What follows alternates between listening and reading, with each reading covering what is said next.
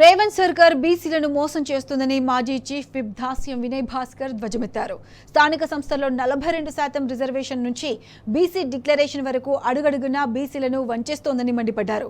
కొత్త చట్టం ఆమోదం పొందదని తెలిసి ఆర్డినెన్స్ పేరుతో కొత్త నాటకానికి కాంగ్రెస్ తెరతీసిందని ఆగ్రహం వ్యక్తం చేశారు. కులగణన జీవో నుంచి గణన ప్రక్రియ వరకు బీసీల సంఖ్యను కాంగ్రెస్ పార్టీ కావాలని తగ్గించిందని ఫైర్ అయ్యారు.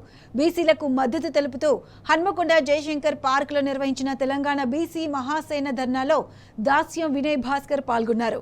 బీసీ రిజర్వేషన్ సాధన కోసం బీసీ ప్రతినిధుల దీక్షకు సంఘీభావం తెలిపారు.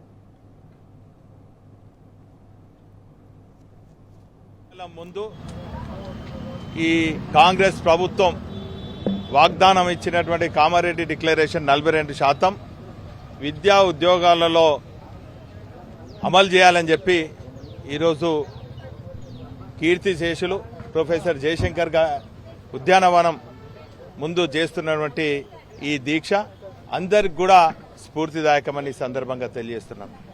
ఈ సందర్భంగా బీసీల హక్కుల కోసం, బీసీల ఉద్యోగాల కోసం, బీసీల విద్యా వ్యాప్తి కోసం కృషి చేసినటువంటి సాహు మహారాజ్ గారిని స్ఫూర్తిగా తీసుకొని బీసీల అభ్యున్నతి కోసం పాటుపడినటువంటి అందరి మహనీయులను స్ఫూర్తిగా తీసుకొని ఈ 42% రిజర్వేషన్ను సాధించాలని చెప్పి పోరుగల్ లాంటి ఓరుగల్లో ప్రారంభించినటువంటి ఈ ఉద్యమం ఖచ్చితంగా భావవ్యాప్తి జరిగి గల్లీ గల్లీ నుంచి ఢిల్లీ వరకు కొనసాగుతుందని ఈ సందర్భంగా తెలియజేస్తున్నాను. ఈ పోరుగల్ లాంటి ఓరుగల్లో ఏ ఉద్యమం ప్రారంభించినా కూడా ఖచ్చితంగా గమ్యాన్ని ముద్దాడే వరకు కూడా మేము ఆగమని కూడా ఈ సందర్భంగా తెలియజేస్తున్నాం.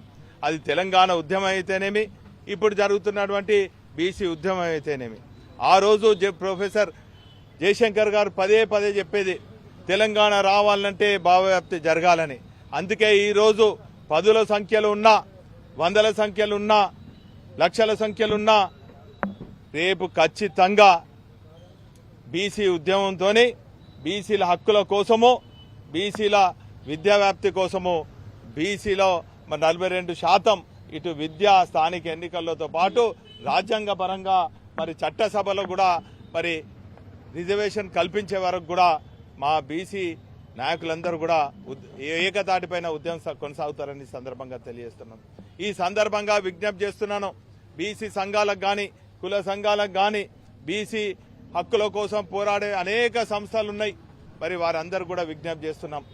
ఎవరు ఏ సంఘమైనా కూడా, ఏ సంస్థ అయినా కూడా అందరం ఒకే మాట, ఒకే బాట లాగా ఏ తెలంగాణ రాష్ట్రమైతే మరి సాధించినమో, కులాలకు అతీతంగా, సంఘాలకు అతీతంగా సాధించినమో, బీసీ సంఘాలన్నీ కూడా, బీసీ సంస్థలన్నీ కూడా, అన్ని రాజకీయ పార్టీలు ఉన్నటువంటి బీసీ నాయకులంతా కూడా ఆ పార్టీల పైన ఒత్తిడి తీసుకొచ్చి బీసీల హక్కుల కోసం పోరాడి మరి రాబోయే తరాలకు మరి ఇటువంటి మనం ఎదుర్కొంటున్నటువంటి నష్టం కాకుండా, మరి అటువంటి అన్యాయం జరగకుండా మనం పోరుబాట పట్టాలని కూడా ఈ సందర్భంగా తెలియజేసుకుంటూ